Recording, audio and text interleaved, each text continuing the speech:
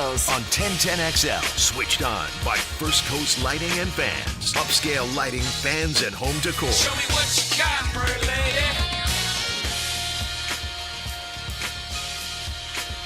Welcome into Helmets and Heels on this Wednesday afternoon.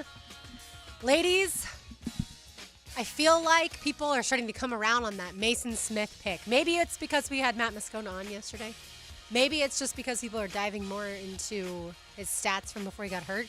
But I feel like people were so negative, and now it's starting to turn a little positive. I like the positivity. Maybe it's because people's bad NBA takes are taking over the timeline instead, including my own. I won't mention other 1010XL hosts who may or may not have been getting roasts in between the handoff between Jaguars today and us. The thought has shifted not only to other sports, Lauren, but also to, hey, you know what, maybe this isn't a reach, although I know Jaguars today just spent the bulk of the last 2 hours examining if Trent Baalke is indeed, what was the name they used? John Reacher, something like that. Apparently now that's what people want to start calling Trent Baalke. I think Jack Reacher? Jack Reacher. Is that the there book? It is. There we go. Jack Yeah. Reacher. I think that what's also needs to be noted is this consensus board, right? And with all due respect to whoever came up with it, who I'm sure is either a great analyst, a great writer, a great former scout, but this is the first year that I'm hearing about this consensus board, the amount of times that I have. And being like the Bible, basically. Yes. Yeah. And if it does, like it used to be like the columnists would sit there in the media room on draft weekend and say, you know, Brugler had him at this, Brugler had him at that. He's my consensus right, board. correct. But now we have the consensus board. And if you don't follow the consensus board, then you are dumb. I did appreciate that Jeff Prosser made the point that Matt Miller put together his top 100 picks on ESPN.com of just, you know, it doesn't have to be top like 100, 1 to 100, but Sure. like best fits. And the Jaguars had one of those 100 picks. So look, the national bias continues. I think everybody listening, driving around Duval County right now knows full and well that exists. And if anything, I think that's where this team has thrived over the last 2 years under Doug Peterson, is when everyone is counting them out. And that's not a bad thing. I think that this team enjoys being the underdog more than they do the front runner. I think that's when they are at their best. I think that's well said, because we've certainly seen, Taylor, this team when talked about as being things like, oh, they could have the number 1 overall seed, and they're just going to, be as good as they were the previous year when they made it to the quote-unquote Elite Eight in the NFL.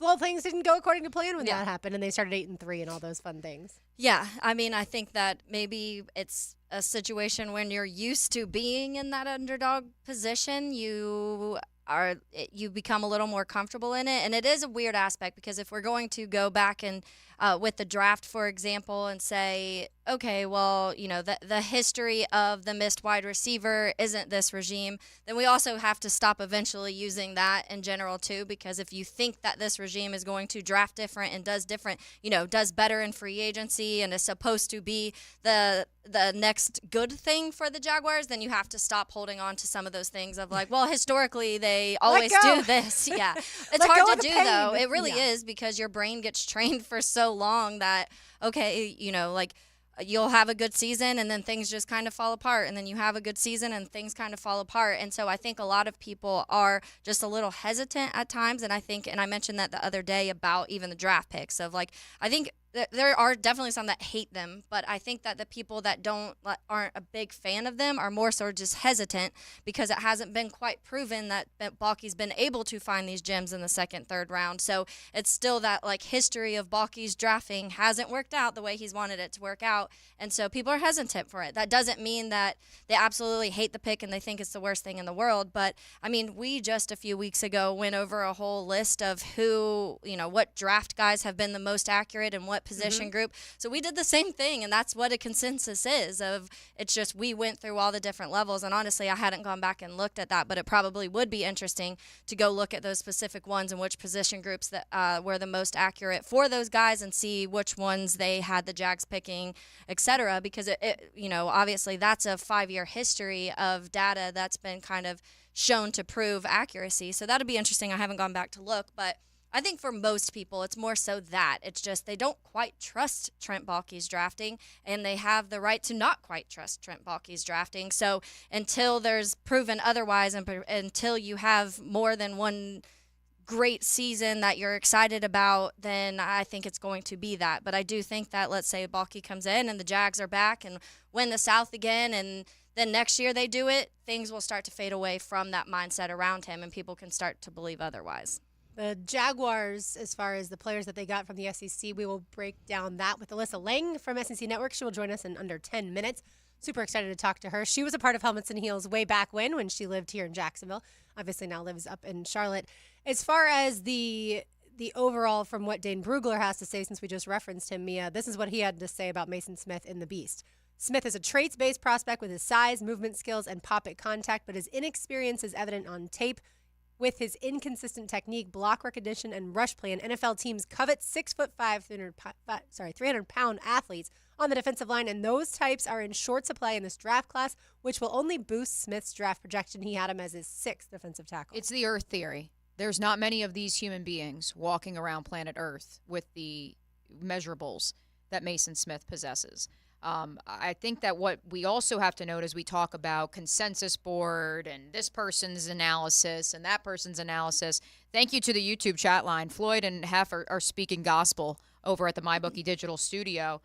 It will never make sense because there are 32 different teams who run 32 different schemes and philosophies, and thus 32 different boards. Exactly. That's what we've talked about. The Jacksonville Jaguars knew that with Ryan Nielsen's scheme, knowing it's multiple fronts, knowing it's a press man cover defense on the back end, they needed to target press man corners. They also knew that because they are going to be shifting from a predominantly 3-4 defense to a 4-3 defense, and knowing that Trent Baalke issued the ultimatum in January that they wanted to get tougher in the weight room, they wanted to get tougher in the trenches, they had to go out and get 300-plus pounders within their first 5 picks because that's the identity. Everyone this morning that I listened to, whether it was, the aforementioned Daniel Jeremiah and Bucky Brooks, our good buddy, who, of course, is the Jags sideline reporter on Move the Sticks on ESPN, everyone is praising the Pittsburgh Steelers for going back to their identity, going back to their bread and butter, getting tough physical guys, whether it's the 3 offensive linemen they drafted,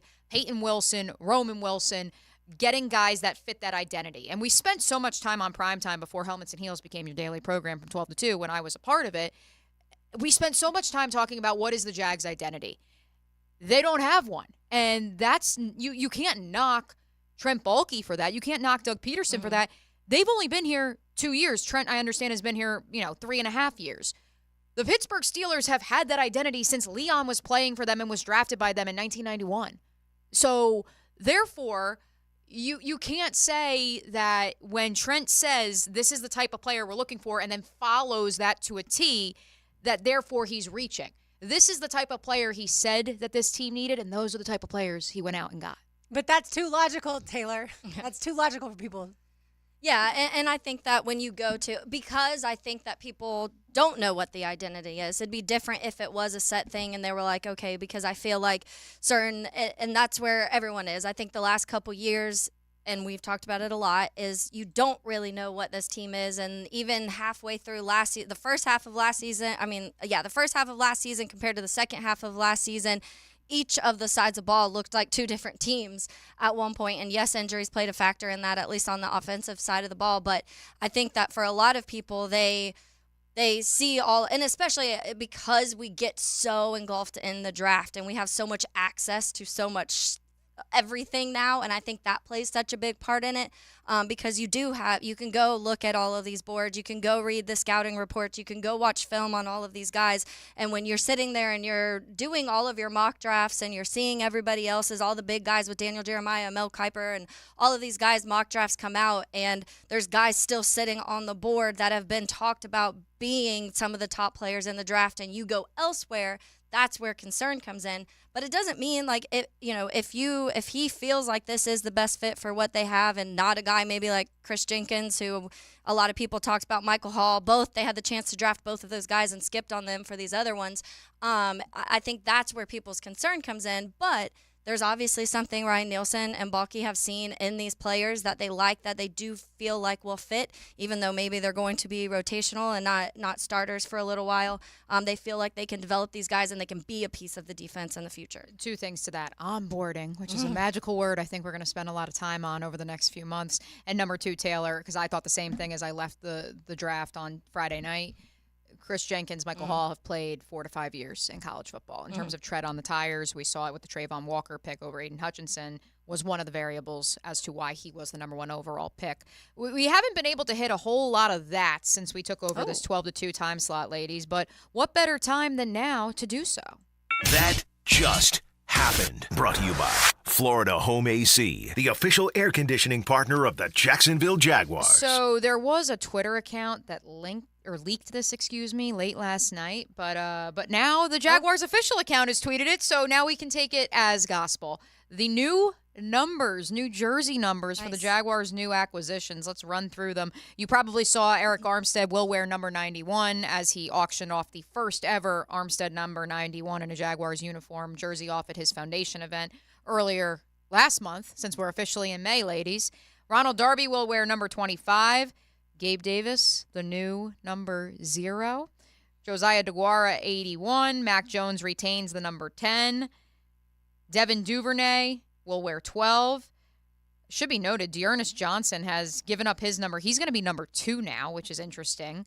Travis Gibson will wear 50. Mitch Morse will wear 65, the first player to wear that since friend of the program, Brandon Linder. Riley Patterson, number 38, and Darnell Savage, number 6. We also have the rookie numbers, although they haven't actually posted them, but those were leaked, and so I'm sure at some point in the next few minutes the Jaguars will also release those rookie numbers too, which I do like. If the reports are true, you're going to have Riley Patterson wearing 38, and you're going to have Cam Little wearing 39, which, I mean, hey, listen, power to the kickers that they want to go outside the norm. Cam Little wore 29 at Arkansas, so let's get a little weird with it. I'm here for it.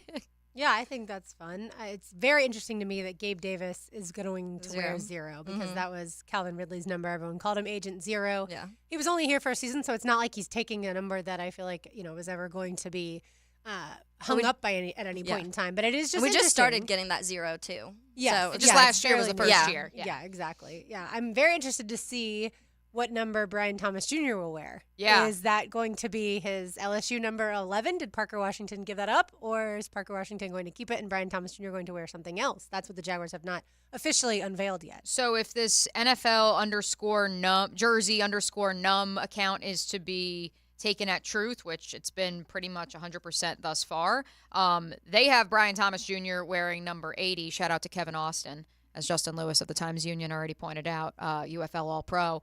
But yeah, he would wear number 80, which I see DJ Dell on the text line brought to you by Lifetime Enclosures saying he just needs that BTJ number 11 jersey for his son, please, Parker. So there's other people in your camp, Lauren.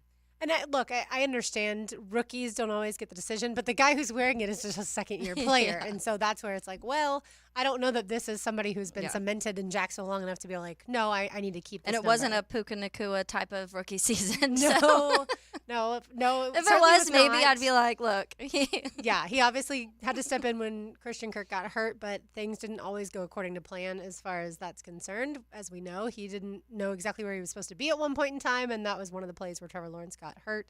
But that was just one of many plays, I should say, where Trevor Lawrence got hurt last season. So we will talk more Jaguars as the show continues. I want to find out from you ladies which position group on this football team that you think is the position group that you are most concerned about. And certainly there are several to choose from, so we will get into that. But right now we're going to welcome in our good friend Alyssa Lang of SEC Network. Alyssa, thank you so much for joining us. Thank you, ladies, for having me. It's great to be back on with you guys. I miss y'all. I miss Jacksonville, so I'm pumped we're doing this today. It was funny, kind of like our friend Laura Rutledge, your friend as well, Alyssa, who joined us a few weeks ago. I said to Taylor this morning, I was like, all the honorary Jacksonvillians get to join Helmets and Heels in its first month of this iteration. So we're happy to have you on, happy to talk a little Duval, because as I've told numerous people at 1010XL today when I let them know you'd be joining us on the All-Pro Roofing Hotline, I reminded them that you had the opportunity to call quite a few LSU games and quite a few Missouri games. And so as we talk about the 3 LSU Tigers who will be making their way to Jacksonville, you also have some insight on Javon Foster, so let's begin with him because we've spent so much time on the Tigers, but not nearly enough on the Mizzou Tiger, who's also joining the Jaguars. Yeah, this is a Missouri team that, top to bottom, Javon Foster included, took so many of us by surprise last season. I don't think any of us sitting there in July at SEC Media Days, preparing for the start of the season, would have predicted Missouri to eventually have the year that they had, going on and winning the Cotton Bowl against Ohio State. Just what they accomplished as a team last season was really fun to watch. Now, Javon Foster and that entire line was a huge part of that, right? I mean, what Missouri did on both sides of the football last year from a growth standpoint was really big. And you know, I think before kind of diving into Javon specifically, you know, I look at the group of guys that Eli Drinkwitz recruited for him to come play in Como, and this was not a team that was necessarily ravaged by the transfer portal. This group was one of those groups who really believed in the process of what they were building out there in Mizzou, and a big part of that was the growth of this offense as a whole. So that leads me to the offensive line and to Brady Cook and just the steps forward that they took this past season.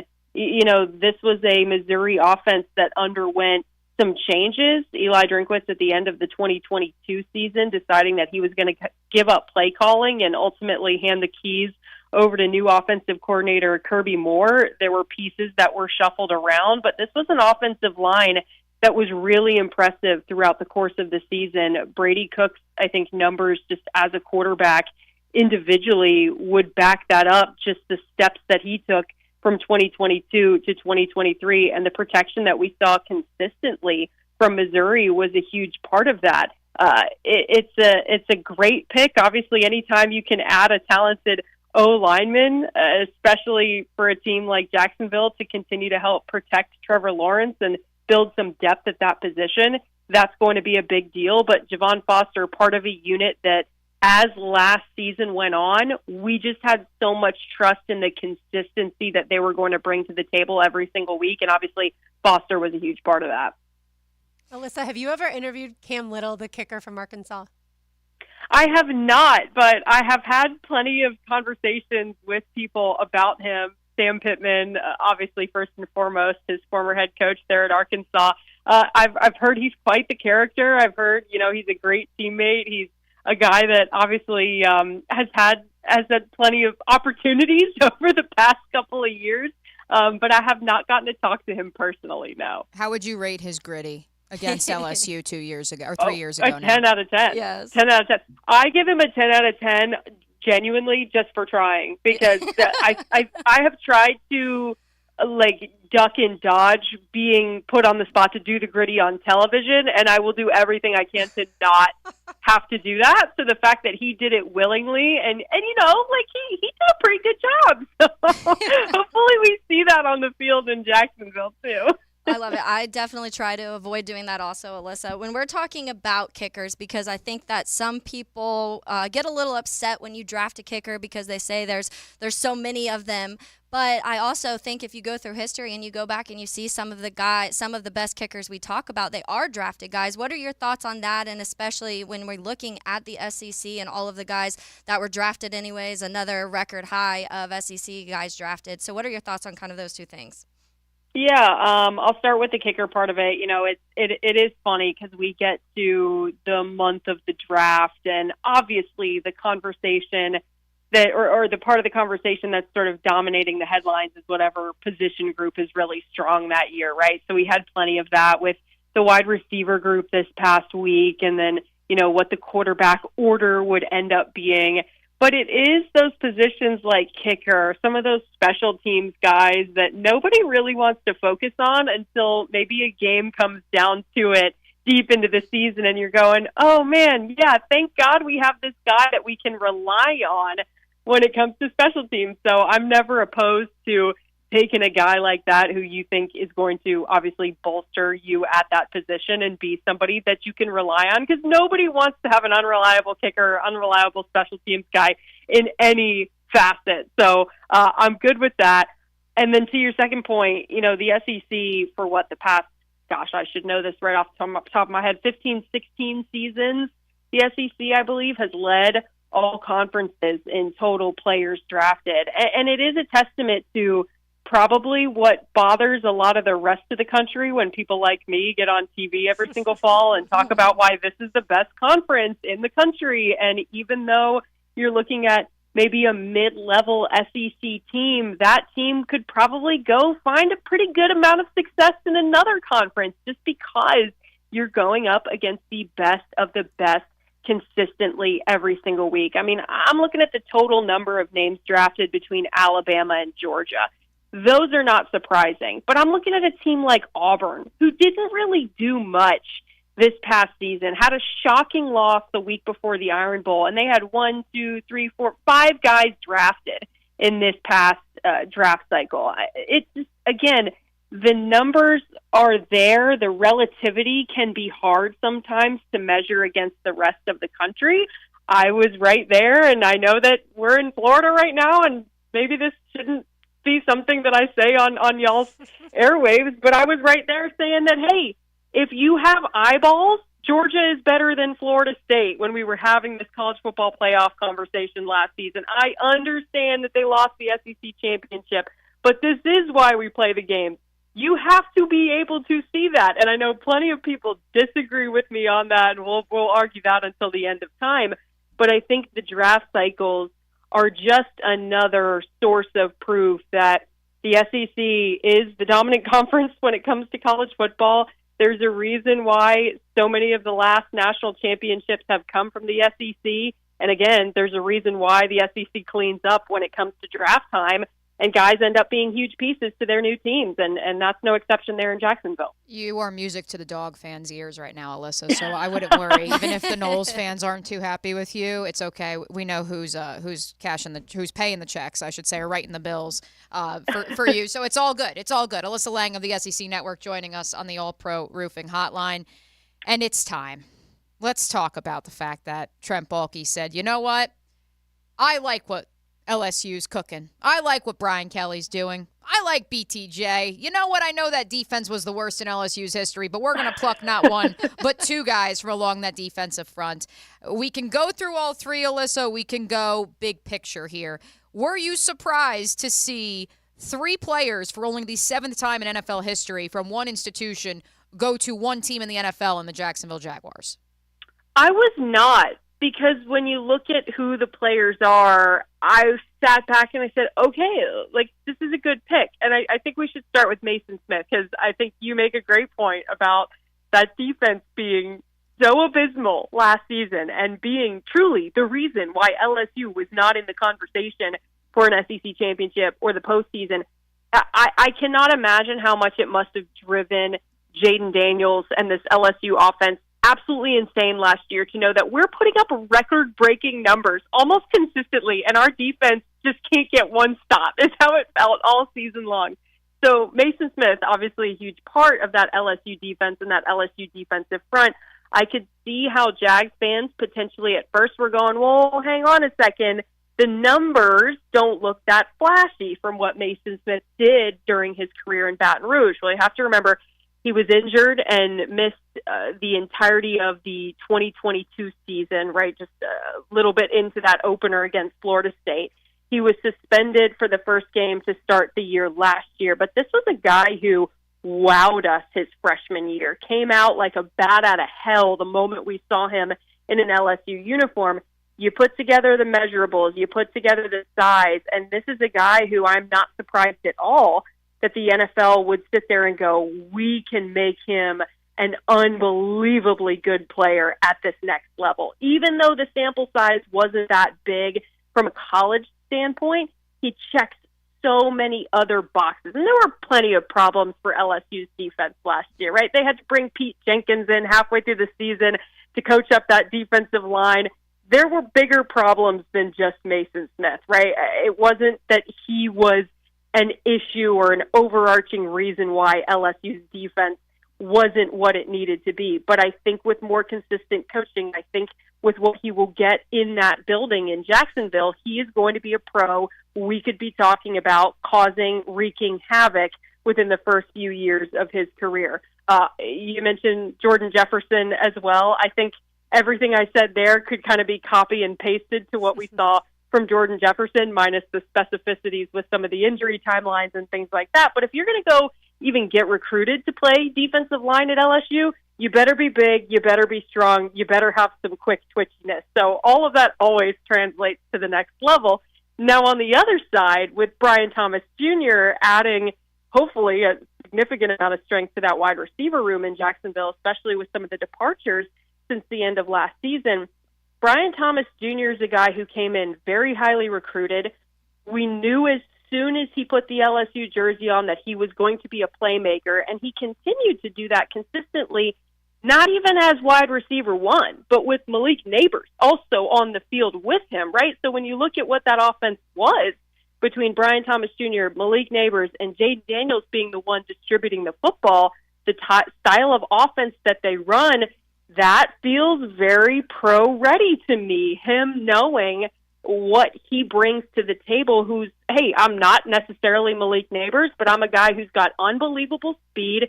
Julio Jones was a guy that he looked up to growing up and wanted to be like. He can create unbelievable separation, breaking in and out of his route. So I would expect of all of the draft picks, obviously you would want Brian Thomas Jr., your first rounder, to be that guy who makes the splash immediately. I think Jags fans are going to fall in love with him. And they are certainly very excited already based off of everything you said and everything they've seen from him. Alyssa Lang with us from the SEC Network on the All Pro Roofing Hotline. Alyssa, we all know it's going to go in the SEC. Georgia 1, Texas 2, I think across the board when it comes to ranking these teams before the season starts. Who do you see as 3, 4, and 5 in that top group? Is it still Alabama? Who do you have there?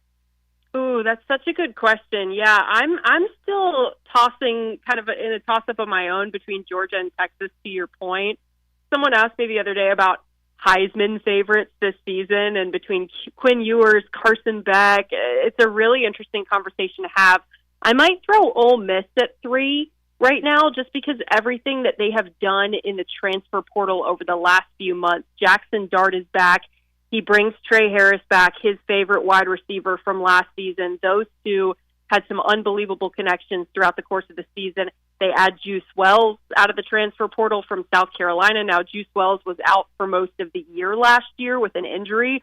Assuming he's healthy and back to the Juice Wells that we saw in 2022, that could be a really dangerous offense out there at Ole Miss. I believe they return most of their starting O-line as well in Oxford, so they would definitely have to be in my top 3. You know, going back to Missouri, they're not going to fly under the radar as much this year, certainly. They're going to have more of a target on their back based off of what they did a season ago, and we already sort of talked a little bit about that.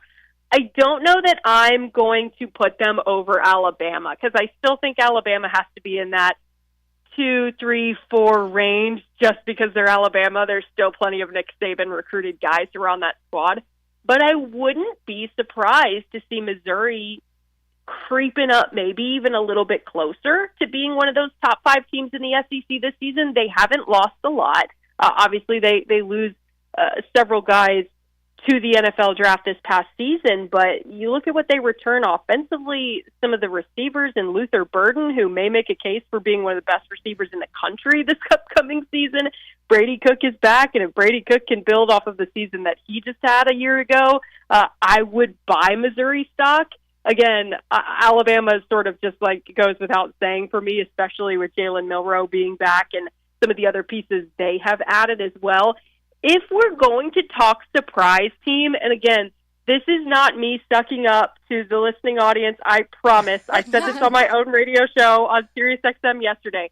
I'm not putting them top 5, but I wouldn't be surprised if Florida messed some people up this season. I would not be surprised if we were talking about the Gators in a different light than we were halfway through the year last year. I know the schedule is brutal, but I think some of what makes the schedule so brutal is the brand name of some of these programs that maybe aren't as good as the name would indicate when you're going through the schedule, right? Graham Mertz being back for his second year, the steps forward that you take as a college quarterback from year 1 to year 2, you cannot put a price tag on that. Listening and watching Graham Mertz at the Florida spring game, the confidence oozing out of him got me so excited for what we could see in Gainesville. Bring back Trey Wilson and some of those other pieces that he developed great chemistry with down the course of the season last year. I'm really cautiously optimistic that Florida could prove a lot of people wrong last year. And this year, I know that wasn't part of the question, but I had to sneak that in there. Hey, we love it, especially me, obviously, Alyssa. Mainly Lauren. But when we talk about, Lauren, I mean, Alyssa, as we are kind of in this zoomed out perspective, the SEC as a whole, there's some really cool storylines. And you spoke on Missouri. You're talking about Graham Mertz in Florida. And also in that same breath, you're kind of talking about, is Billy Napier on the hot seat? But additions of Texas and Oklahoma, departure of Coach Nick Saban. What is your favorite storyline heading into the season?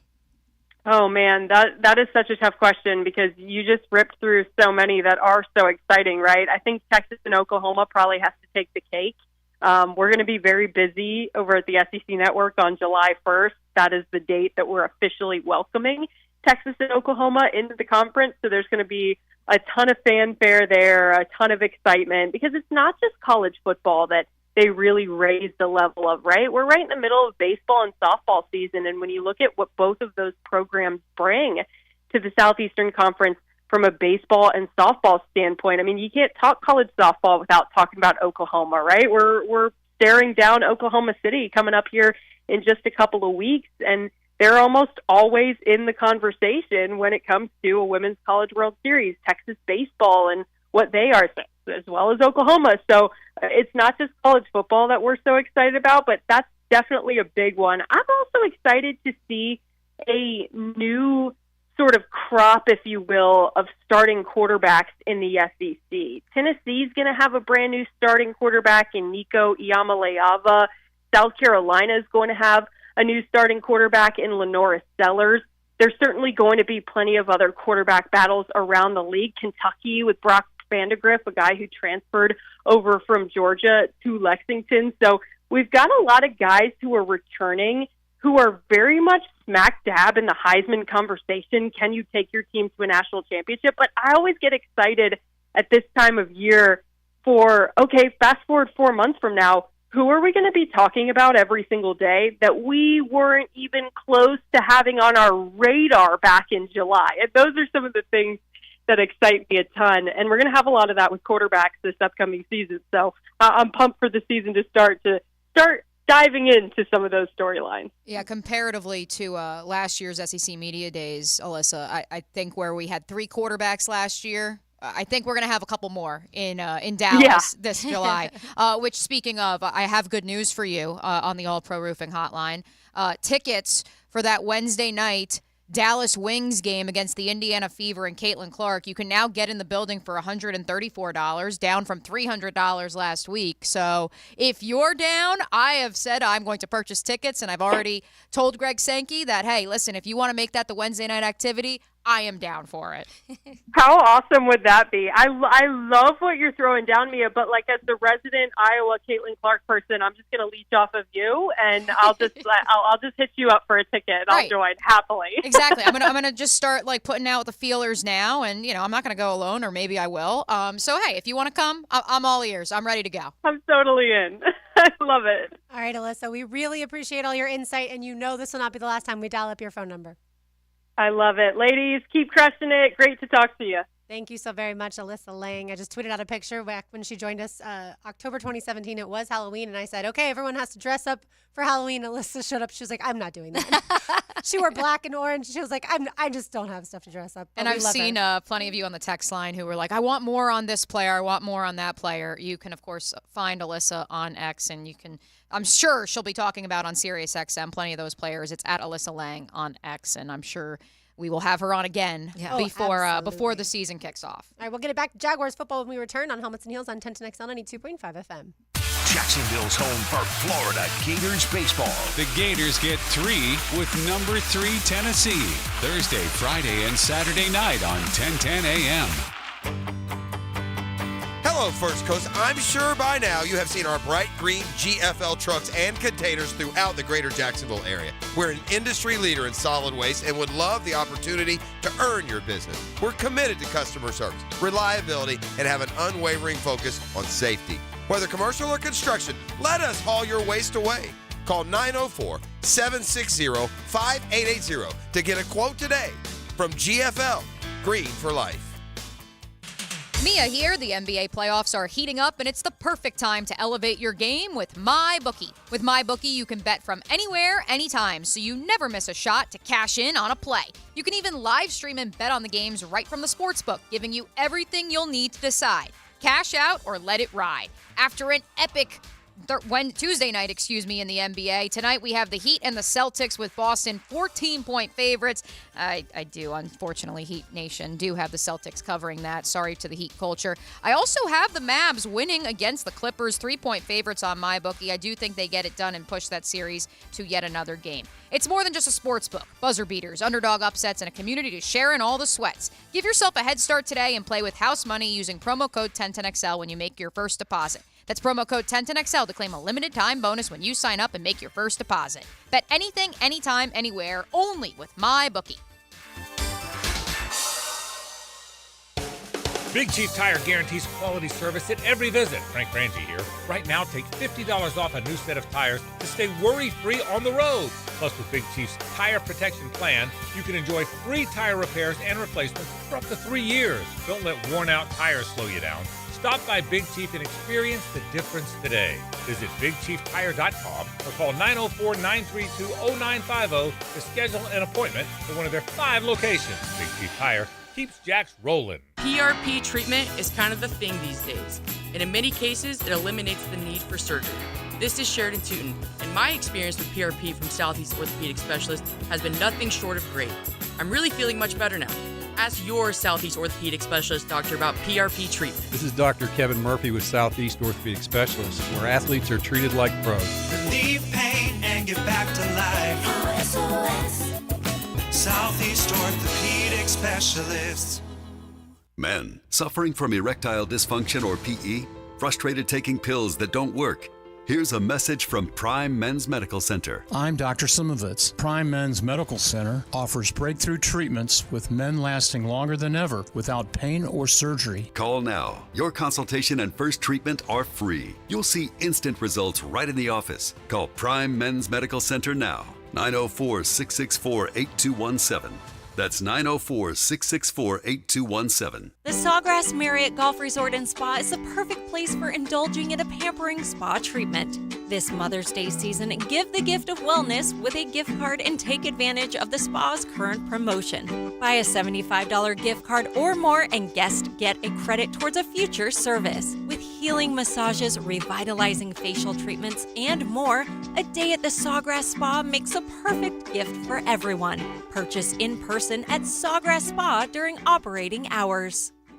Everyone agrees that playing quarterback is the hardest thing to do in sports, yet it's the one thing that everyone says they could do. Denny Thompson is the Quarterback Whisperer. Friday mornings on The Drill. Brought to you by Tyson Sound and Security and George Moore Chevrolet. Are you feeling the heat? It's time to cool things down with Duck Duck Air Conditioning. Contact us today at 904-862-6769 or online at duckduckac.com. Duck Duck Air Conditioning to keep you cool and comfortable all year round.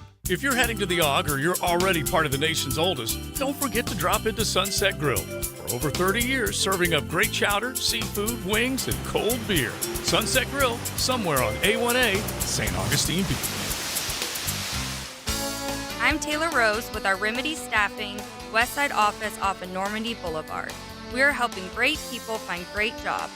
Remedy has helped some of the best employers in Jacksonville find talented job seekers like you for over 25 years.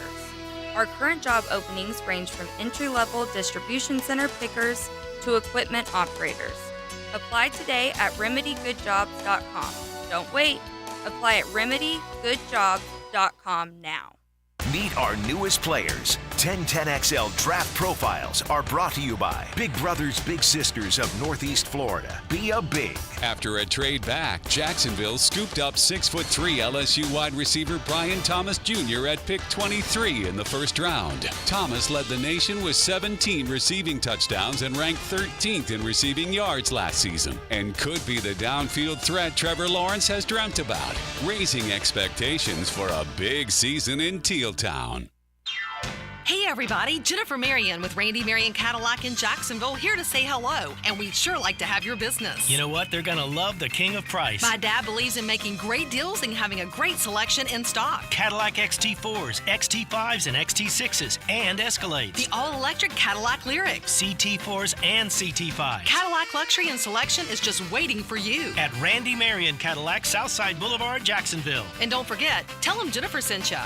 1010XL is presented by Farah & Farah, exclusive injury law firm of the Jacksonville Jaguars. Protecting you and your family. Call 396-5555. Jacksonville. This is Helmets and Heels. Kept classy by First Coast Lighting and Fans. Upscale lighting, fans, and home decor. On 1010XL. Thanks again to Alyssa Lang from SEC Network for joining us, talking all things SEC, talking women's college basketball. She's always such a great resource to have, and we certainly look forward to having her on for many, many, many weeks to come when it comes to college football and everything else. All right, so when it comes to the Jaguars, the position group that you are most concerned about. RJ, let's also make sure we get our friends involved in this conversation. Let's post this on our social channels, but also let's phrase it again for the YouTube chat line, the MyBookie Digital Studio, and of course the text line. What position group are you most concerned about when it comes to the Jacksonville Jaguars? To which I say, corner number 2. It hurts me to say it because I've walked around the building the last few days, and I've been pretty adamant that unlike the edge rusher position, where there's a question of are there enough bodies, there's not a question of if there are enough bodies in the cornerback room right now. They have done a very good job over the last few years of developing young corners, even if they're backups, and there's quality depth to be had there comparatively to other teams in the league or even the Jaguars 5 years ago where the position was a turnstile once you got past the first 2 to 3 corners. But with that said, I do have concerns about if Ronald Darby, who was healthy all of last season, if he missed, I know he missed one game last year, but if he was to miss time, which we don't wish upon anyone, who steps in? We saw Buster Brown step in against the New Orleans Saints, perform admirably, basically won the game on the final play of the game in NOLA for the Jags. And so I think he's an admirable guy, could step in and help you for 3 to 4 games, but I don't see him as the corner who would start opposite Tyson Campbell. And the bigger reason for me why I say cornerback is because Tyson Campbell is entering a contract year. And I've heard from many of you on the text line and on the MyBookie YouTube chat line as well saying that you believe, akin to Josh Allen last year, Tyson will step up, he will be healthy, and he will perform in this contract year. But what happens if he has an injury setback? Then you're relying on Ronald Darby and a bunch of young guys, which, again, I've said it a couple of times this week that, like, if you go down the line of NFL teams, I mean, hell, you could go all the way back to when Darius Williams rose from an undrafted free agent out of UAB via Jacksonville to starting opposite Jalen Ramsey for the Los Angeles Rams, and they went to the Super Bowl and won a Super Bowl. Like, you could argue that, hey, he wasn't the signature number 2. It wasn't an A.J. Boye opposite Jalen in L.A., and they got by, and I believe that. But what happens if the number 1 isn't performing at the level that you hope they would be? Yeah, I think that's the question is who, if Tyson Campbell goes down and you're assuming as of right now Ronald Darby starting opposite Tyson. That would be scary a little. Who then fills that role and how does that look like? And then so certainly I think depth at that position is scary. Yeah, I think the positive thing is that if I'm guessing each of us are going to name something that it's more of a depth concern. If someone goes down or if this doesn't work out. Yep. But I think that, do you want to continue on the other side or do you want me to say my answer? No, okay, we'll continue because I know I could argue 3 different positions, but I'll pick one. We will have that as a tease. Taylor will give you her answer to that question, and you can give us yours on the text line, Design My Lifetime Enclosures, on the YouTube chat line, in the MyBookie Digital Studio, certainly on Twitter or X as well. You are listening to Helmets and Heels on 1010XL 92.5 FM. Some people call it Jax. Some call it the First Coast. We call it the place that we all call home. 1010XL. Are you suffering from shoulder pain? If you have clicking and popping in the shoulder joint, persistent pain that intensifies with use, an inability to lift your arm over your head, or a tingling, burning sensation in the shoulder, elbow, or wrist. Waiting to see a doctor could make your injury worse. Baptist Health and Jacksonville Orthopedic Institute have innovative and effective treatment options available right now to relieve your pain and restore your mobility. Don't wait. Call 904-JOI-2000. Nothing is more relaxing and enjoyable than a great cigar. And perhaps the finest Honduran cigars in the market are Aladino cigars. Come out and meet Justo Iroa, who along with his father Julio created this masterpiece. Join us at Tobacco Cove Saturday, May 4th from 1 to 4 p.m. to experience the Honduran Puro Aladino from the people that originally created the Camacho cigars that you love. Kick back in our clean, comfortable lounge with food, prizes, and great deals on Aladino cigars. Tobacco Cove, Bay Meadows Road for a taste of perfection. Let's fire up the flavor and ignite those appetites. Let's slow down and smell the barbecue. Because all your favorites are smoked for hours and ready for eating when you are. From our famous ribs to slow smoked pork. Enjoy some perfection by the plateful, safely in our dining room or in the comfort of your home. With curbside pickup, drive-through, and delivery. Sonny's Barbecue. Local pitmasters since '68. Jumbo Shrimp Baseball, presented by FIS, is home all week at 1-to-1 Financial Ballpark. Tonight is ViStar Good is Everywhere Wednesday, followed by Coors Light Thirsty Thursday with beer specials. Then it's Red Shirt Friday with day games on Friday and Saturday. The first 2,000 fans get a free bucket hat Saturday, courtesy of Miller Electric. Tickets start at just $5. Log on to jackshrimp.com for tickets. Jumbo Shrimp Baseball.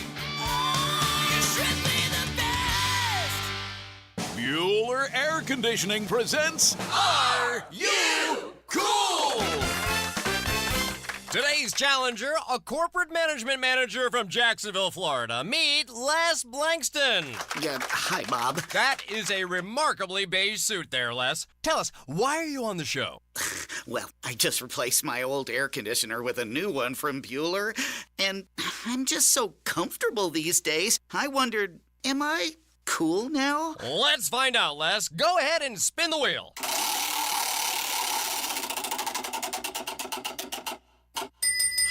That's right, Les. By upgrading your old AC to a more energy-efficient model from Bueller Air Conditioning, you'll save money, save energy, and proudly show your family that you are cool. Ooh, do you think I should get a mohawk?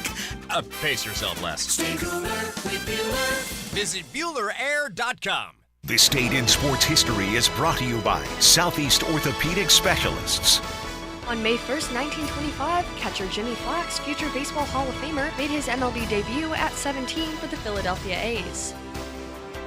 Hey poker players, the Poker Atlas Tour is coming to Best Bet St. Augustine June 6th to 16th. The Poker Atlas Tour features 7 events, including the $600 no-limit Hold'em title event with a $200,000 guaranteed prize pool, and Event 1 $300 no-limit Hold'em with a $100,000 guarantee. Satellites start May 26th. For more details, visit bestbetjacks.com. That's bestbetjacks.com. All right, guys, be a true grill master with the Sausage Dudes sausage and upgrade that cookout. The Sausage Dudes are guys from Jacksonville who use their family recipes to make better sausage with the best cuts of pork, carefully sourced spices, and natural casings. And the Sausage Dudes are mission-minded, supporting the Boys and Girls Club of Northeast Florida. Try all 4 flavors because your cookout deserves better. Now available at all Publix stores in the frozen meat section. Head to Publix today and get your hands on the Sausage Dudes sausage. She's always been there for you with hugs, smiles, and an encouraging word. This year, show Mom how much she means to you with a gift from Beard's Diamonds. Save thousands on hundreds of ideas for Mother's Day, including Rolex watches. In the St. John's Town Center or at beardsdiamonds.com. Summer means fun in all forms. Longer days and more chances to soak up the sun and the fun. Budweiser and Bud Light reminding you to drink wiser. Hydrate between beers and don't sweat it. It's the best way to get home safely. Imagine waking up this time next week and being 100% debt-free from credit cards, car loans, and personal loans. Hey, Prosser here. Loan Pronto's Equity Express line of credit can make it happen. Homeowners are turning their home equity into cash almost instantly. With Loan Pronto's AI-based system, you can get approval in about 10 minutes with almost no documentation, no appraisal, and no hassle. You can get hundreds of thousands of dollars out of your home. Use that money to pay off all your other loans. The average homeowner saves over $850 a month doing this. Listen, your home value's way up. You can use that to wipe out all those credit cards. Get some money for a home improvement. Literally hundreds of thousands are at your fingertips, and approval is just minutes away. So call now, 904-999-1508, 904-999-1508, or go to loanpronto.com. NMLS 1661781, subject to lender approval, equal housing lender. 1010XL is presented by Farah and Farah, exclusive injury law firm of the Jacksonville Jaguars. Protecting you and your family. Call 396-5555. Jacksonville. Helmets and Heels is switched on by First Coast Lighting and Fans. Upscale Lighting, Fans, and Home Decor on 1010XL. We talk a lot of Jaguars on this program, but just programming note, on Friday we'll talk Orlando Magic basketball and Kentucky Derby. Yes, the Kentucky Derby is here, and as much as we have a question of the day already out on X, and we'd love for you guys to chime in on the text line or the MyBookie Digital Studio chat line with what position group you're most worried about with the Jaguars, I almost want to throw out an impromptu question of the day after what our videographer, engineer extraordinaire John O'Leary just told us. At the age of 25, he says, I'm worried that young people are not as interested in the Kentucky Derby as they used to be. Yeah, that his generation will be the one that ends horse racing, which I said it's a cultural thing. You have to a regional thing. I get that. But I don't know about you guys. I love a good Derby party. I understand it's the one 2 minutes in sports. It's the one day of the year that I care about horse racing. But I go back to 2017 when I was living in the Midwest. We went to Chicago for the weekend, and there was this huge sports book that this pre-sports book and pre-gambling being legal, but they were able to do horse racing bets. And I made a nice little chunk of change, and I was hooked. I was it's one day out of the year, and it's fun to care about the horses. I have a friend who a few years ago gave me some dresses that she wasn't going to wear anymore, and one of them has horses on it. So now that's your derby dress. That's my derby dress. All right, Taylor, back to Jaguars football. Which position group are you most concerned about? So I could truly make an argument for corner. I could make an argument for edge, but I'm going to go offensive line. I just think that they are one injury away from it looking almost identical to last year, and we saw what last year turned into, and that's being Trevor Lawrence being injured pretty much the whole second half of the year, and you don't want that to happen. I think that there's questions with Ezra Cleveland because a lot of people are like, okay, well, he was injured. We really didn't get to see fully what he could be. Okay, he was injured almost all season long, and he was also injured years before too. It's always kind of been a thing with Ezra. Injury issues have been a talk with him and surrounding him. So if he's healthy, great, maybe we'll see something. But to me, I don't have the confidence that these guys can all stay healthy and stay on the football field. And like I said, if one of them go down, I just feel like we're back in the same spot that we've had before, and we've pounded the table all off season about how we need to protect Trevor Lawrence, how important this year is for Trevor Lawrence when it comes to, we're talking about contracts, we're talking about what the future holds for Trevor and what the future holds for Jacksonville. And at the end of the day, everything starts in the trenches. And if the line isn't what it's going to be, and I'm not even confident full right now of the level they'll be at. I do think they're a little improved from last season, but that is not a very high remark at this moment. But I just think that it's going to look really bad if Mitch gets hurt, or if a Cam gets hurt, or if an Ezra Sheriff we saw kind of have a little step back last season. So I definitely have a lot of concerns with the line still. And I can understand that, and I think that's where a lot of people are because, like you said, toward the end of last season, it was an atrocious performance by the offensive line. And so, yes, you take Luke Fortner, you put him on the bench, you take Mitch Morse from the Bills, and you have him the starting center. But to his left, Ezra, hopefully healthy, yes, but he was there last season. To the right, you got Brandon Sheriff. He's been there for 2 seasons. You got Anton Harrison, who played extraordinarily well, and you've got Cam Robinson, who was in and out due to injury, suspension, all that stuff.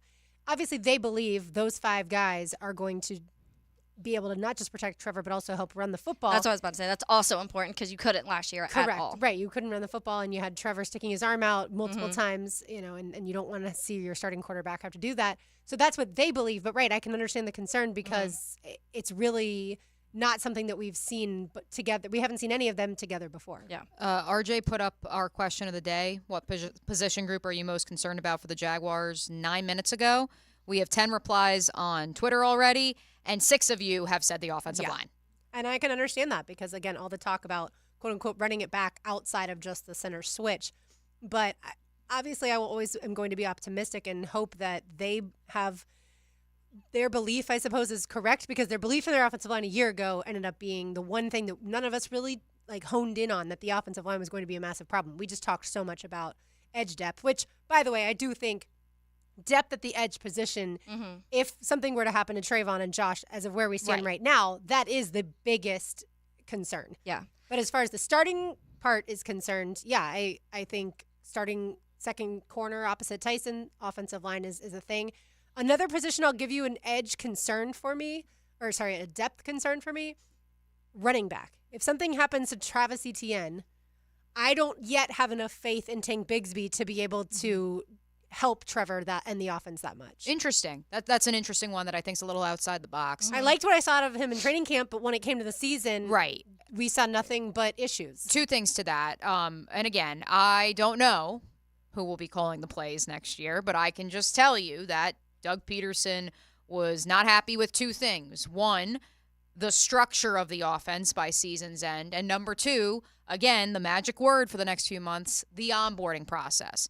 I'm not going to blame him, but I am going to say that I heard from multiple coaches that the decision from the play caller to not give the ball to Tank Bigsby, to not get him out of the doghouse, because the only way he's going to get himself out of it is if you let him play. And I understand ball security is the most important thing, but when he showed you some nice things against the Titans, and what was that, what would that have been, week 10? I believe that was week 10 when they came to Jacksonville. When he showed you some nice things, reward him. Yeah. Because otherwise he doesn't know where he stands, and I don't care if it's football or any other profession.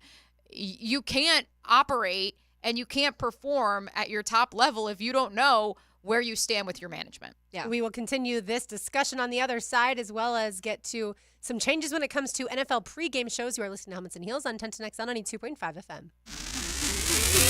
Because radio is supposed to be fun. Feels kind of like the first day of spring training for Little League here. 1010XL. Now you can watch 1010XL shows all day on X, Facebook, and YouTube. Brought to you by MyBookie. Experience Vegas from the comfort of your phone anytime, anywhere. Sign up today. Use promo code 1010XL.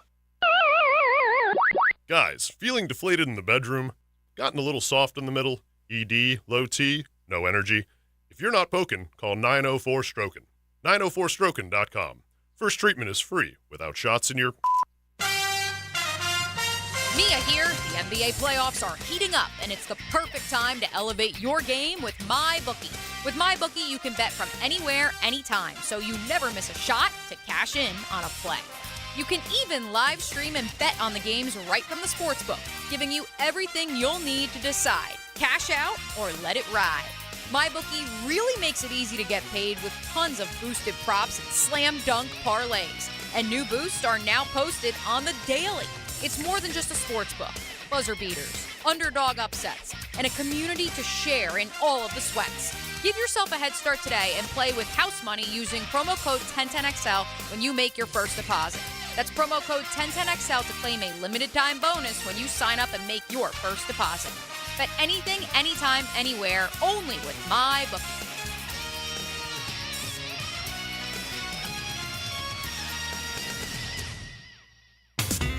It's tune-up time, and Florida Home AC, the official AC partner of the Jaguars, wants to partner with you for a cool summer season.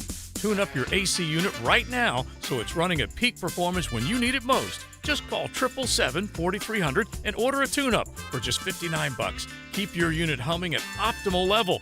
Log on to FloridaHomeAC.com and take advantage of their savings. Keep cool with Florida Home AC. That's 777-4300. The flagship station of the Jaguars. WJXL AM Jacksonville Beach. WJXL FM Jacksonville Beach. What makes a Honda certified pre-owned vehicle so special? 182-point inspection, 24/7 roadside assistance, first-year free oil changes, and a 7-year, 100,000-mile warranty for carefree driving backed by American Honda. Visit your local Honda dealer today. Hacker here with a story that really opened my eyes last week. So I was lugging little Hack upstairs. Now the kid weighs about 45 pounds. And as I'm walking up the stairs at about the same pace I used to, it all of a sudden hit me. Little Hack is the weight I used to carry around every day before I dropped over 50 pounds with a Waken 180 weight loss. Think about that. I was just carrying around Little Hack and fat just 2 months ago. Everywhere I went, all the time. Up the stairs, out to the car, you name it. That's over 50 pounds gone. What's next? Well, another 50. Yes, sir. I'm literally a completely new person, and I'm doing it with a Waken 180. And I'm more than happy to share my story. In fact, listeners are calling in saying I'm motivating them to lose weight, which is absolutely unthinkable just 2 short months ago. If losing weight is your goal, a Waken 180 is the way to do it. Make the call. 844-346-1800 or online at awaken180weightloss.com.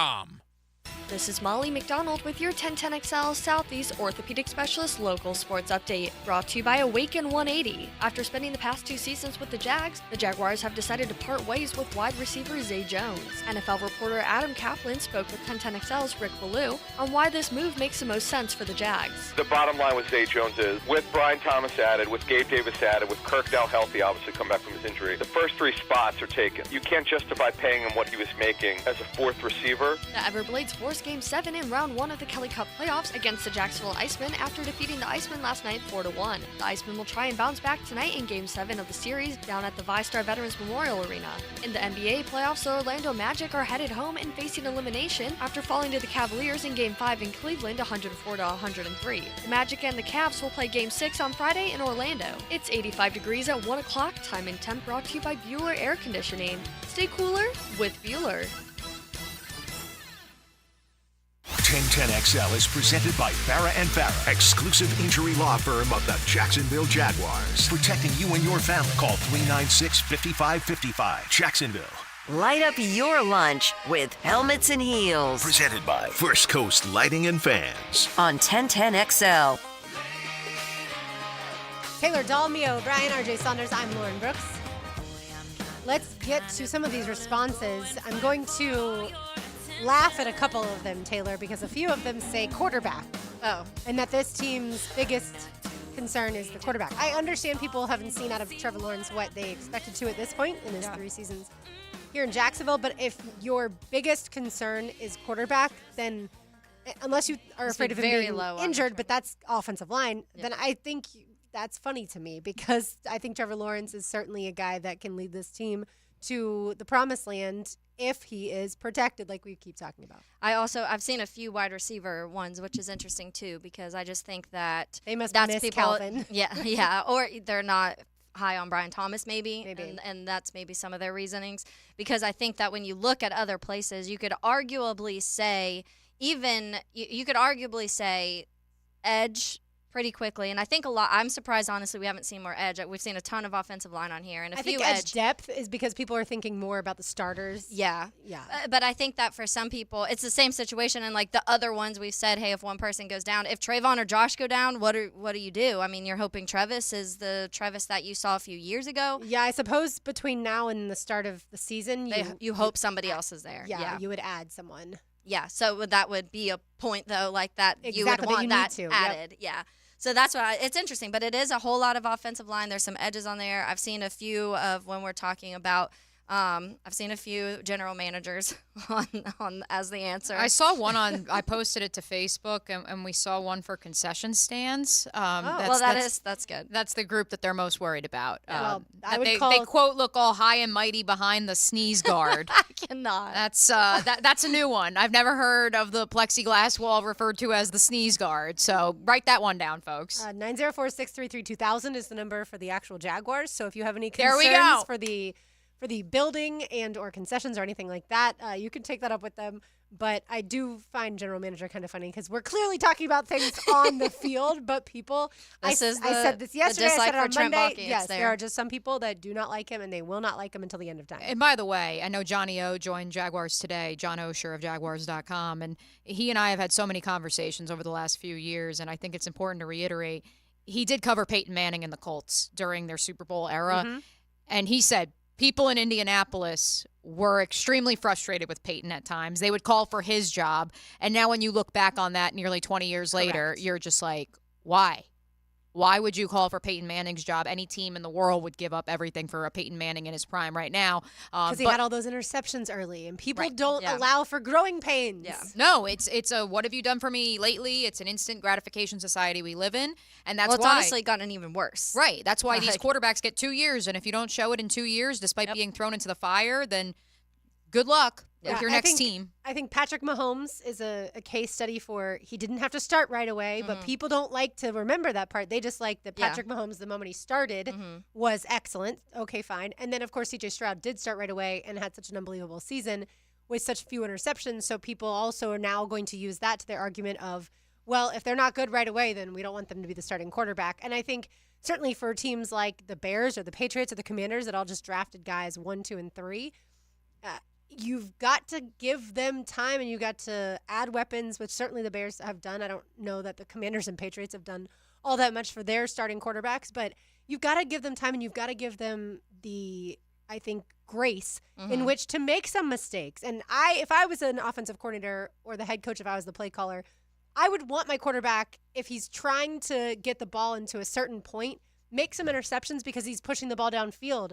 But if there's a guy that is afraid to take those risks, i.e., in my opinion, Gardner Minshew, no offense to Gardner, but Gardner doesn't have the arm strength to be able to do certain things Trevor does. And so Gardner's going to take those kind of easy throws, and maybe that works for the Raiders this season. We'll see. But I'd way rather have Trevor trying to take those risks, like I said, and also be able to make spectacular plays than just have the short success across the middle. Our text line number, if you would like to reach us and sound off on this question of the day, is 641-1010. Leave us a message there or the MyBookie Digital Studio YouTube chat line. Lauren, what's the number for the Jaguars again? 904-633-2000. Okay, hit that number up to those of you who are responding now with I don't know why I have that memorized. The party button before the fourth I quarter. just was laughing so hard. I start laughing and I see John O'Leary laughing behind me, and I text him. I was like, "Are you laughing at what I'm laughing at?" Look, there's nothing we can do. T-Roy's a very nice guy, but we don't oversee that, so you got to call that other number. That's not the number to ask us What are about. they complaining about? All right. At the worst moments, I'm sorry. It was at the worst moments. I think because I'm in the press box, I don't know that I'm as familiar with this. Get online, my friend, because this has been the talking point. Even when the Jaguars were 8-3, people would find a way. Just be like, hey, like, Will Levis just threw this crazy touchdown, and yeah, the Jags are up 3 scores, but like probably not the best. All right. Hey, listen, they have a script. They have a script. We respect and we appreciate our friends with Jags Ops. They have a very difficult job. And by the way, the phone number I'm giving out is really for tickets. So tricked y'all. If you want to talk about buy season tickets the party alert, if you want to talk about the concession stands, the beer prices, someone just texted it. That's not us. Jags season ticket, like phone lines are blowing up. Yes. I love it. Sorry, we're only here to talk about position While I have groups. you on the phone to complain about A, let's talk about B. All right, let's talk also about 2 NFL pregame shows that will look a little different this fall. So I'm not sure how much time these days people spend watching pregame shows. If I'm home, if it's a Jags away game and I'm home, I always like to watch the pregame shows. But I know everybody does things a little different these days as far as streaming and things like that. But on CBS, it used to have Phil Simms, Boomer Esiason, and, of course, JB, James Brown, and other people. Now Matt Ryan steps in, and those 2 older guys have been basically removed from the broadcast. And you can tell that they're not thrilled with this. Boomer Esiason simply said that this wasn't my decision, it was CBS's. Is this just a matter of out with the old, in with the new? I should say. I think so, and it's just difficult because we haven't seen this evolution in my opinion, like in our formative years, in our 20s, our 30s. We haven't seen this probably for 10 to 20 years. Name me the last new addition to that pregame show in particular, and I think it would be when Phil Simms. Nate Burleson, yes. Yeah. And then when Phil Simms moved from the booth to the studio. That would be the 2 most noteworthy changes. I think we've grown accustomed to. That's the way it is. That's the way it works. Which, hey, listen, it's like any profession. You want to get some new blood in there, and it's names and faces that the audience is familiar with, and it's a seamless transition because they're regarded as the next rising stars in the industry. And I do think, and I'm glad we're talking about this, Lauren, I completely missed fellow Ithaca College bomber Andrew Marchand of the Athletics report from 2 days ago about Jason Kelsey now joining the Monday Night Countdown crew. That's the other one. But which, by the way, for CBS, they did add J.J. Watt, as I think about it. But he was like part-time. Yeah. So they have tried, I think, some stuff. But I think overall, when you tune into those shows, what you want is someone giving you a really good opinion and analysis. And I feel like their show is a little bit more, let's just talk about what happened and not actually provide an analysis as to why that happened. So I can understand where people would maybe want to tune into shows where they're more opinionated. And that show, like I said, I feel like it's more just like, let's all get together, kumbaya on a Sunday morning and talk about football. Well, there definitely is there's a whole other level when you have, number one, people like disagreements. We know, Mia and I talk about this a lot when we're talking about the multimedia and the social side of things. Like, the negative posts get way more attention than the positive posts when it comes to anything, and it's like that for whatever. People like the clicks, people like to kind of banter and whatever. Some people can do it in a friendly enough way. Sometimes it goes a little far, but that's why, as much as I think we complain about some of the shows, like, people complain about Stephen A. Smith, but they comment and click and watch because he's very vocal and he'll kind of have his hot takes and he stands on what he, whatever that thought is. Even if he's his wrong. Yeah, even if it's wrong. But there's multiple people like that, and I think our generation and beyond, honestly, like that because it just gives another element rather than like, okay, here's the story, this is what happened, here's how we feel, everything's great. People want a little more than that, And so I think we are starting to see this transition, and even when we see stuff like the Mannings, the Mannings broadcast now, and how Pat McAfee is right now, like they just like that more out there, vocal. We're gonna tell you how it is, and also we have experience with it, so we can go even more in depth than maybe some of these other people. Yeah, and to your point, Mia, Jason Kelsey will join Scott Van Pelt, Marcus Spears, and Ryan Clark on ESPN's Monday Night Countdown, and someone who won't return, according to The Athletic, is Robert Griffin III. That's interesting. I liked him on the show. I think just because he's in a college booth and he does have young kids, I would assume that's why. He's doing his own podcast now too, and I would think because he's on NFL Live and they bring him in for other stuff during the week. He's on Get Up. It feels like a pretty decent amount of time. Not that Marcus isn't either, but Marcus isn't traveling on Saturdays to call college football games as well. And it's something Dan Orlovsky was up against too for a while there, and they do have young kids, so I would assume that would be why. He's been a little wild this offseason too. Like RG3's been, you can tell kind of is grasping at some of the hot takes because he went on his little rant that Caleb should pull an Eli Manning, and I remember everyone was like, "What are you talking about? Let's tone it down a little bit. Let's just get some traction online." I mean, we just had the conversation here. You don't want clickbait. That's what all the good YouTube content creators that I've been trying to learn from as we really kind of refine and remold our multimedia content. People know what clickbait is in 2024, and they're not going to fall for it. And if you try to play them once with that, then they're not going to come back for more content. That is correct. Another response to our question online as far as the position group for the Jaguars that you're most concerned about is the offensive play caller a position group? Yeah, I've seen that a couple of times.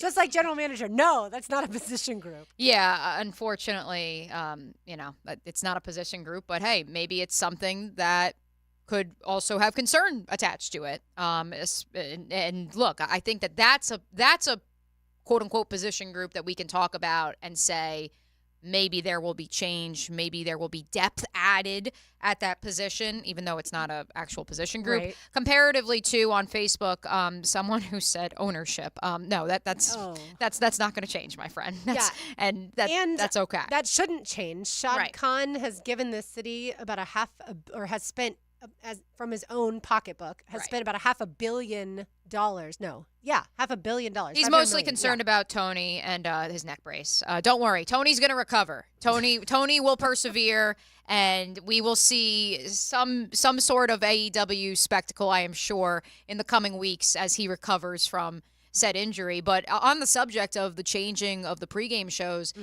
we didn't even get a chance to really talk about this yesterday. The news that NBC could be lobbying a $2.6 billion price tag to try to get the NBA away from Turner. That's something that I just didn't see coming. And even for those of you who are nostalgic for the NBA on NBC Music, that would mean, to the studio show's point, that would mean the end of Inside the NBA, which is regarded as the best studio show, regardless of sport, right now in the game. And it would shift an entire landscape because it would mean that a third of those games that are right now on Turner Properties would be on NBC and the other third would be on Amazon. Ugh. People are not going to like that. I think we've found from I watching don't care, but Thursday Night Football that Amazon hasn't gotten to the level of what these cable networks are able to do, and that is to actually get the entire broadcast out there to where there's no issues in the stream itself with that many people. I feel like was Amazon last year wasn't their prepared. first year? I think, yes. Year one. Right? Kirk. So you would and- expect yeah. some improvements from that, but there were moments last year where it was lagging really bad. It would cut out. There was definitely some hiccup moments. So you would hope that certain things like that, but that's going to be a problem with streaming in general. When you're strictly streaming something, those issues kind of automatically come along with that. Yeah, and I'm obviously not the biggest NBA fan, so when I see stories about the fact that NBA fans will find the NBA on whatever it's going to be on now that it's been on NBA TV, which is something that not everyone has, but the viewership is still high. Like, that's fantastic for the NBA. It's just something that I do feel like you have a certain age group as far as your audience is concerned. And I say that. My parents are all streaming. Like, we still have cable in my household. And my You're parents just have all left streaming. behind. Right. I am left behind because I want to have cable for as long as I can afford it. I What's literally the haven't had difference, cable though? since I was like 21. I just want to know, like, why is it an emotional attachment to cable? Like, because No. Are you get nervous? YouTube. If you get YouTube TV, everything you get on cable is there. Because I've done the math, and with all the subscriptions that you'd have to what I get now, I'm not saving that much money, and I would have to increase my internet as well because I still have a lower internet package, like as far as the whatever that is, gigawatts or whatever you talk about. I don't even know, but whatever the bandwidth is, my internet is still low, and my cable package is still low enough that I would spend more, honestly, streaming with everything that I get now.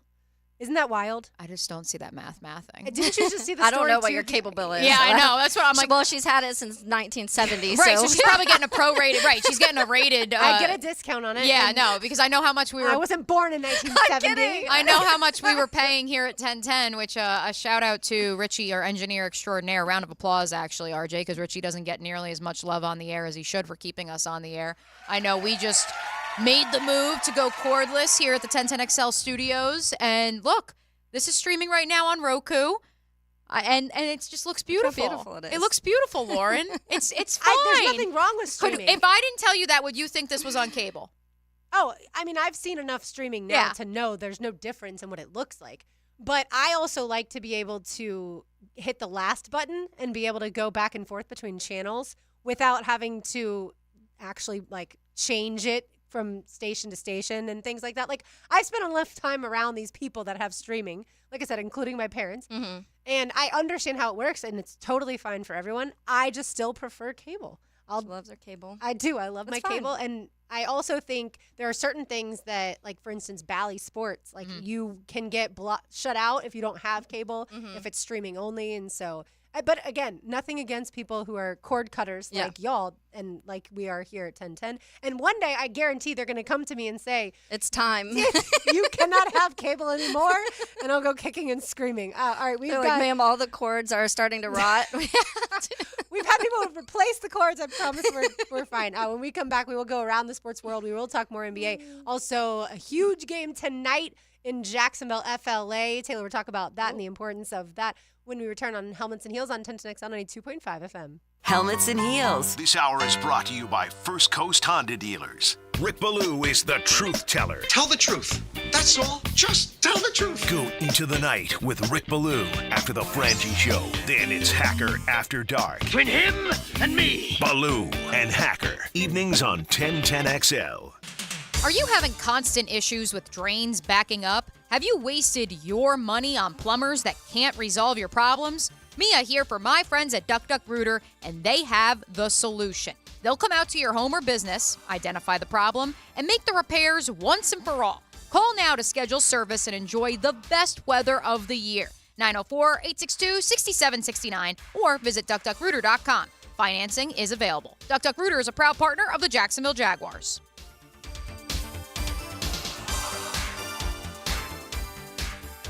Imagine a complete one-stop shop for all your company's technology needs. A Jacksonville business who keeps their customer service local, so you never get outsourced to a distant call center. When your company is ready for faster support for managed IT services, voice-over IP phone systems, or access control, discover why so many business owners select Total Business Systems. Call 604-6900, 604-6900, or jacksitexperts.com.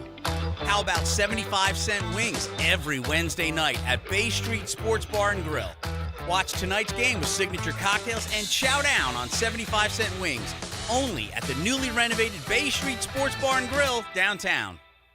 This is Keith Catlin for Catlin Truck Accessories, and we are so blessed to be in business for over 100 years. Over 100 years of the best product and customer service means you can count on Catlin. From Roll and Lock bed covers to Lear toppers to Cam Locker toolboxes, Catlin Truck Accessories has you covered when it comes to your truck or van. We do those too. Got a fleet of vehicles? We can outfit them all. Who can you count on? Count on Catlin. One name, one location, 100 years. You can count on Catlin. Hey, Matt Hayes with an opportunity for you.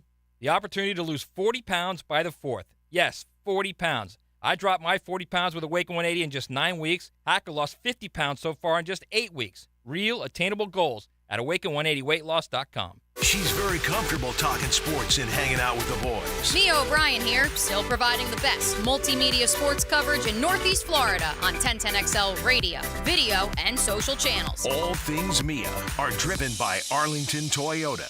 Time now for a medical recap. A health and wellness tip from Jaguars head team physician Dr. Kevin Kaplan. Establishing a regular sleeping pattern is crucial for your well-being. This includes going to bed at roughly the same time every night and waking up around the same time every morning. You may even consider turning off all electronic devices an hour before bedtime. Ever wonder why you can't fall asleep after staring at your phone right before bed? Studies show that the light from your phone actually decreases melatonin production, therefore causing disruptions to your sleep throughout the night. Get some rest before the big game.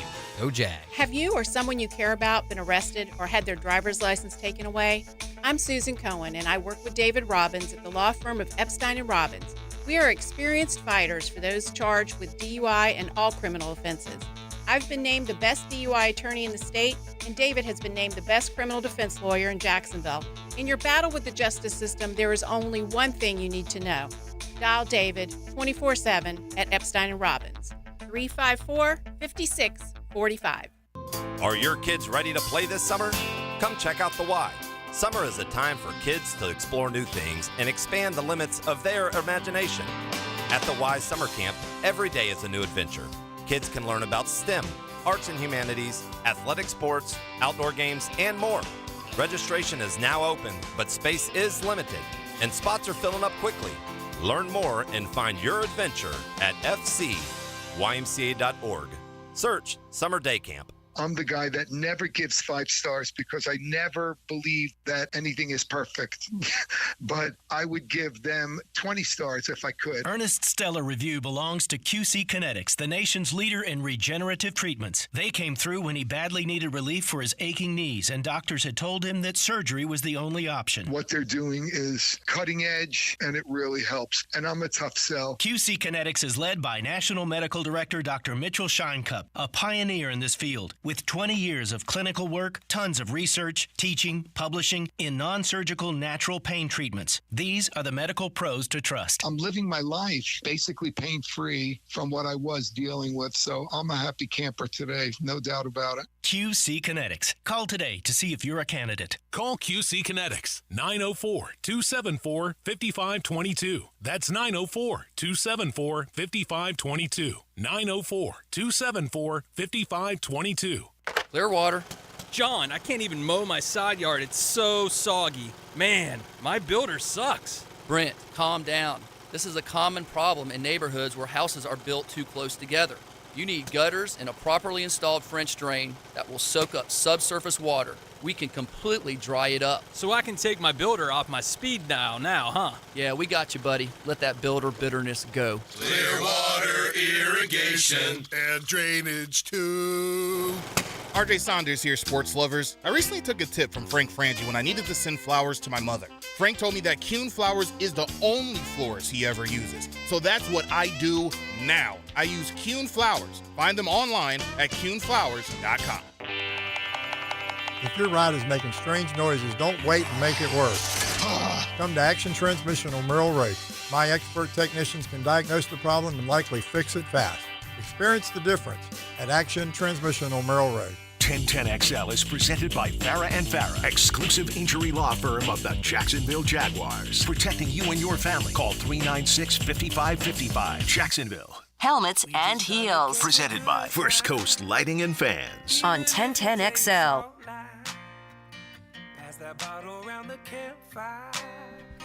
There's going to be one upset heel again, Lauren. Because we saw someone on the text line designed by Lifetime Enclosures that wanted Taylor Doll to control the playlist today. Not a Taylor song. She likes this song, though. This is Nico Moon. This song.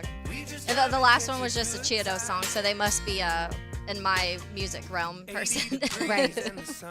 This is the guy that I got to see this past fall at the Seawalk Pavilion for free. Oh, yeah. Whenever there are free concerts, especially country concerts at the Seawalk Pavilion, I will be there, which, speaking of that, June 8th, there's a free country concert there. It's called Jack's Beach Country Fest. It's literally as if they asked me. Yes. Well, what would you like? Does What the would you lineup like here today, Lauren? Does the lineup meet your expectations? I think so, because I really like this guy. He's fairly new, but the headliner is Chase Beckham. Oh, yeah, 23. Yeah, That's 23. a really good I song. actually don't love that particular song. I like his other music way better, but obviously they're not going to ask me about the set list. But yeah, so that'll be a lot of fun. And yeah, this, like I said, Nico Moon, we just talked about him because we had a song with Nick yesterday. And by the way, Taylor, someone asked me yesterday, what was the first song in one of the breaks you all played coming back? And I was like, Red Fair, and it was the guy that kind of sounds like Morgan Wallen.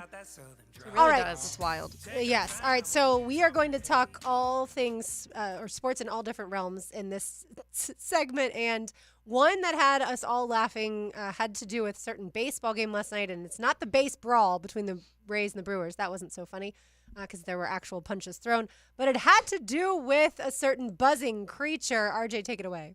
And just a moment ago, he threw out the ceremonial first pitch. They just announced that he's going to be available for interviews in the press box at 8:45. Matt Hilton, 37-year-old, father of four, movie star, good looks, now a superstar. You can't make this up. The movie star good looks, that's my favorite part because, of course, you can't see him at first because he's in the beekeeping Right, they are costume. quite literally talking about a beekeeper, folks. Yes. Correct. And then they're like, movie star good looks because he takes the beekeeping He, thing like, off. flips it off, like, so dramatically. He knows he looks good, and then he threw out the first pitch after he rescued the How long team. was the delay? 2 hours. It was 2 hours. So that's why they were like standing ovation. And then it was a walk-off win for Yes. the Diamondbacks, which I found fantastic. Because at least if you're going to wait for that long for a game to be played, you're going to have an exciting ending. Yeah, because at one Fantastic. point, I don't play fantasy baseball, but Kevin obviously does. And so I looked over at him and I'm like, hey, have you looked at the Diamondbacks game at all? And he's like, no. And I'm like, oh, it's delayed apparently. And I showed him the picture of the beehive that had developed behind home plate. And, we both agreed. How did you not see this earlier in the day when I you was were thinking watering and tending to the field? How do you not see thing this was massive. honeycomb? Somehow they didn't. I want to know how far the beekeeper had traveled to get there. Do they keep him on staff? Does he work in the bet area? He's close by because you can have bees pretty much anywhere. Like I know people that have had bees. Do the near where I live. Jaguars have a beekeeper on standby? I need to know. I just think it's funny because imagine getting that call. He's like, hey, this is the Arizona Diamondbacks. We have a situation down here at and he the says, ballpark. no problem. Puts on his hazmat suit and he runs down there. So one time I was talking to somebody and I was like, oh, so where are you from? What does your family do? Whatever. And the person was like, oh, I come from a bee farm. And I was like, oh, that's so cool. Yeah, I was like, a bee farm. All right. And so eventually I was like, so tell me about the suits. Like, are they hot? Are they expensive? And he looked at me and he was like, I said beef. Like cows, beef farm. And I was like, oh, well, bee farm was way cooler than just beef farm. But yeah, if ever you find yourself in a situation, you have to get them to clarify bees or beef. Please look up the video if you haven't already. Yes, Just search it's Diamondbacks fantastic. Beekeeper. Like we're not the audio was not exaggerating. This man just leaned in all the way to the bit. He was just parading around, and it was as if he was born to throw out the first pitch. Yet again, the connection between Mia and Taylor is strong, as right now Ryan Poles is on the Pat McAfee show, and he's talking about drafting Iowa punter Tory Taylor. So literally, y'all's worlds colliding. I'm just here to watch the collision. All right, let's get it to the very important Game 7 tonight, Taylor. I know you'll be there rooting on the Icemen. I will be there. Unfortunately, I've gotten many tweets and texts today being like, they won when you've been there. You've got to show up tonight. There we go, people. No fear, guys. Taylor Dahl will be in-house watching the Jacksonville Icemen tonight for Game 7. Obviously, win or go home. And a little frustrating. They're up 3-1 in the series. Started really hot. Everblades are so annoying. They just are that one that won't go away. That just They're the annoying bee. team. Yeah, They're like they're that the bee bee. in this situation that just won't go away. So hopefully, I just want people, obviously, pack out the house. I heard there wasn't a ton of people. I know it's a Tuesday game and a little more difficult for a lot of people to get out there like that. But Game 7, if you want to move on, come cheer on the Icemen tonight because it definitely is, like I said, I mean, it's the season ending or the season continuing. And people can still get tickets right now. Just go to JacksonvilleIcemen.com. And look, like you said, I think it's important to get out and pack the ice. Yeah, it's Game 7. Win or go home. Yep. So, or stay home. So if you haven't been to an Iceman game this year, you better make sure you get there. Taylor already said, a lot of people believe she's the good luck charm. That's right. Game 7 hockey is so stressful, but I'm ready. Do the Icemen have the party button that the Jags games have? I don't think so, but maybe I could do that. You can be the person to push the party button. Taylor's going to get on the mic. All right. But you'll do it in the pregame. Yes. One of our Heeligans has some intel for us. Ooh. Thank you to 318. The beekeeper ditched his son's T-ball game to go tend to the bees. Oh my gosh! They better give his son the game next of the first season pitch. for T-ball too. He skipped the last game of the T-ball season. But you know what his son will remember? His dad saved the world. And his dad Maybe whipping just his a baseball blonde game. hair out of his hazmat suit. Maybe the kid can get the next first pitch. Yes. He would have to start at just where the grass starts, but it's fine. Yeah, exactly. Or maybe the dad can throw out the first pitch for the next T-ball game. Yes. Even though it's next season. All right, let's get it to NBA playoffs. I saw this stat as everyone else did. LeBron, Steph, and KD, as in Kevin Durant, will not play in the second round for the first time in 20 years. Whoa. RJ, I told you off air yesterday, I'm sorry about your Lakers, but you weren't that surprised, were you? Absolutely not. After LeBron James said what he said in his post-game exit interview of sorts that, he doesn't know whether or not he's going to be back with the Lakers this year. This is now the fun time of the LA Lakers, the off-season. Who's getting fired? Who's going to be on the team next year? Is LeBron going to be on the team next year? This is always an exciting time. Are they going to draft Bronny Bronny James to convince LeBron to stick around? Well, there was a report that immediately came out following LeBron James saying, I don't know. There was a report that came out that the Lakers are very interested now in drafting Bronny James. I saw that. Goodness. Isn't that no surprise? Because he said a couple years ago he wanted to play with his son, even though none of us think his son can actually It's play the in collision NBA. course we've all known. It was always going to happen. It was always going to be that little piece of fruit or meat or whatever dangling. The carrot dangling in front of you. Because it is something LeBron wants to do, and respect to LeBron. But I also think, and I've said this multiple times, Bronny James is a good college player. I'm not so sure he's this elite NBA talent that would merit being drafted in the first round or second round for that matter. He averaged 5 points a game. Can we even say he was a good college player? He's a glue guy. I mean, and that's the thing. And RJ and I have talked about it. Like his ceiling is 8-9 points per game, 7 assists per game, 5 rebounds a game, 5 assists, or I said 5 steals per game. That's his ceiling. He's going to do all the little things for you. He's going to facilitate. He is not a shoot first point guard. He is very much a pass first point guard. And that's okay. There's a role for that in the NBA. I don't foresee it translating into a first round pick. And if his name was anything other than LeBron James Jr., we wouldn't be having this conversation. RJ, what happens, because we've seen in this last couple games a couple tantrums from LeBron James. What happens when his son Bronny is the reason they lose a game? I don't think that he's going to have an opportunity for that. Yeah. I mean, that's genuinely my opinion. When I look at this, once the draft comes around, let's just say you get to pick 17, which the Lakers are presumed to pick, I would be looking around in the war room saying, God, are we doing this? Are we drafting Bronny James Jr.? To me, this would be no more than a photo op for he and his dad. I think he spends a lot of time in the G League, and then they bring him up for a couple games, but I don't see him playing clutch minutes for a team who reportedly is saying they're still in their window. I just don't think a guy like Bronny James is going to help you win 4, 5, 6 games to keep you, out of the play-in tournament. This is going to be very interesting to see because the Lakers are presumably going big game hunting this offseason. You're hearing Trae Young. You're also hearing Donovan Mitchell. So are you going to give up your 17th pick in next year's first to give to an Atlanta, to give to a Cleveland, to get a Trae Young, to get a Donovan Mitchell, or are you going to use this to keep LeBron James happy? Because there's a report that's saying the only thing the Lakers are concerned about is LeBron James' happiness. Get out of my life, LeBron. I should probably be concerned about winning. Well, that's the irony of this is that the knock has been the Lakers supporting cast is what has held them back the last 2 to 3 years.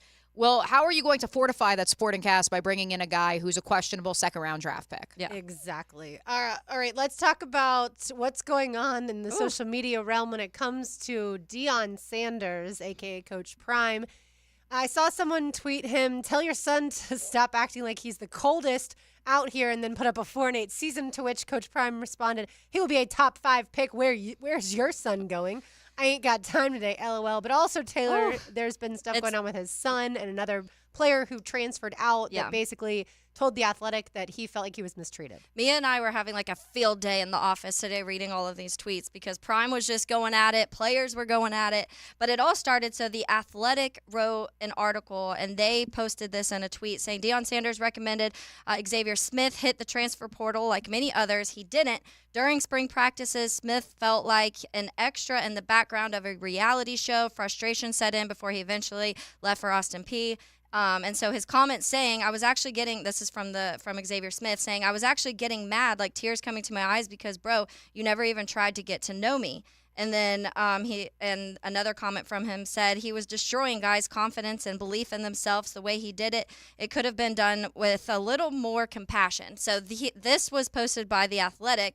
And then so his son, Shadir Sanders, quote tweeted this and said, I don't even remember him, to be honest. Bro had to be very mid at best. So this just started like a war because then players start coming rude, off of, by the way, very to rude. put that First of all, there. like you are the quarterback and leader of a team, Correct. and you are a guy that, number one, let's just talk about how many guys just hit the transfer portal from Colorado. So there's obviously some issues there of people like feeling the way that, Coach Prime coaches, how players act. A lot of players have commented about how it's more of like a reality show is the word that this kid used, but there's a lot of other players saying they care more about like the showbiz side of it and like being popular and being famous and being talked about in articles and on shows rather than actually winning football games. And so this kind of stirred all of this stuff up. So other players were getting involved in it because then people are quote tweeting Shadir's comments talking about, well, here's your stats, maybe you should check yourself of what you did last year. And then he would quote tweet. Then Coach Prime gets in on this and starts going in at kids that are in college football still currently. Meanwhile, just tweeting through it, like with a stream of consciousness tweets about like, I ain't for everybody. And look, the bottom line that we're burying here is the fact that they had, 53 players enter the transfer portal since the end of the season? Prime said it doesn't matter because they were backups. Right. I was like, which that's after, which that's after last season, in which when he inherited that roster, I believe it was only 8 or 9 players remained. That's not normal, even in the age of the transfer portal, and it's only amplified by the fact that he's out here tweeting through it and calling players that were on his roster previously mid, or if he's not, his son is. Yeah. And that's where I think the conversation Taylor and I were discussing, it shifts to Shadir Sanders' his son and being drafted. Right, his draft stock in 2025. Yes. I see 34 player transfer class. So it's 34. 34, which is 61%. What they brought in last year, or that's what they've signed so far? No, that's who's leaving after the end of this past season. Okay. I had seen that number was up to 50. So maybe that was from last year was 53. Like a combination of the two, maybe. Right. Last year was at 50, and then this year, I know last year they were down to like 10 players entering year one. Well, and that's what when we're talking about the draft stock for next year, and we just went over some way too early mock drafts yesterday that had Shedeur at top 1, 2, 3, and then now you're starting to see people being like, okay, well, is this really going to work out? Is this player going to be someone that someone's wanting to draft that high? And then so that started even more conversation because Coach Prime, I think you read this one, he said he'll be a top pick, talking about his son. Yeah. Where's your son going? LOL, I got time today. So then other people started getting involved in this. A guy named Quincy Avery, who's a quarterback coach. He was Deshaun Watson's and Justin Fields' quarterback coach. Quote tweeted him and was like, let's be honest, your son's not even going to be in the like a top 10 pick. Move on from this, da-da-da. So it's just started a war, and it just honestly, it looks very toxic to me in the stance of Coach Prime, because you're sitting here, you took over an organization that you already had questions in the beginning, because I remember that his first meeting where he was kind of like getting onto the guy, like, get out of here if you're not going to be like, this type of guy, whatever. Pack your Louis Vuitton. Yeah, and it was just a little extra already. But then it looked like they were starting hot, so people are like, okay, look, he's doing the right thing. And then it kind of seemed like it fell apart a little bit. And now you're seeing all these players come out and talk about how toxic the environment is. That is not how you're going to get transfer portals. That is not how you're going to recruit. Yeah, he is a guy, in my opinion, who I feel like he's got too many plates in the air, right? And so he's trying to keep his image up as far as, like you said, magazines and TV shows. Then he's got his health issues that he has to deal with. Then he's got the fact that he's got multiple sons on his football team, so he has to be dad and coach. And then he's got the fact that, yes, his image of Coach Prime and me being who I am. And then, so here's the stat, Mia, that you were talking about. So last season, they had 51 transfer additions. 35 of those are no longer on the team. So just last year, he had to bring in 51 players. So it's almost 90 of the 51 in 2 players. seasons. And then this year, 34 have seen the exit door. And so, yeah, he's supposed to be the mature one. And if I was a mom of a college football player, I wouldn't want them going to play for Coach Prime unless they were one of his favorites, right? Like Travis Hunter is obviously one of his favorite If you're players. his guy, great. Right. And but at least from the outside looking in, it sure seems like he plays favorite. All right, we've got one segment to go here on Helmets and Heels on 1010XL 92.5 FM. This hour of Helmets and Heels is brought to you by First Coast Honda dealers. Get cup-chasing NASCAR racing. Drag race, son. Sunday at Kansas. Brought to you by the Plumbers and Pipe Fitters Local Union 234. From Jacksonville's NASCAR station, 1010XL. At Honda, we appreciate all the comparisons to other vehicles. And no matter how many times they compare their vehicles to a Honda, only a Honda is a Honda. Remember, value, quality, safety, there is no substitute. Visit your local Honda dealer now and experience the difference. Hey Jacksonville, I'm sure by now you've seen our bright green GFL trucks and containers throughout the greater Jacksonville area. We are an industry leader in solid waste and would love the opportunity to earn your business. We are committed to customer service, reliability, and have unwavering focus on safety. Whether commercial or construction, let us haul your waste away. Call 904-760-5880 to get a quote today. GFL, green for life. Mia here. The NBA playoffs are heating up, and it's the perfect time to elevate your game with MyBookie. With MyBookie, you can bet from anywhere, anytime, so you never miss a shot to cash in on a play. You can even live stream and bet on the games right from the sportsbook, giving you everything you'll need to decide, cash out or let it ride. MyBookie really makes it easy to get paid with tons of boosted props and slam dunk parlays. And new boosts are now posted on the daily. It's more than just a sports book, buzzer beaters, underdog upsets, and a community to share in all of the sweats. Give yourself a head start today and play with house money using promo code 1010XL when you make your first deposit. That's promo code 1010XL to claim a limited time bonus when you sign up and make your first deposit. Bet anything, anytime, anywhere, only with MyBookie.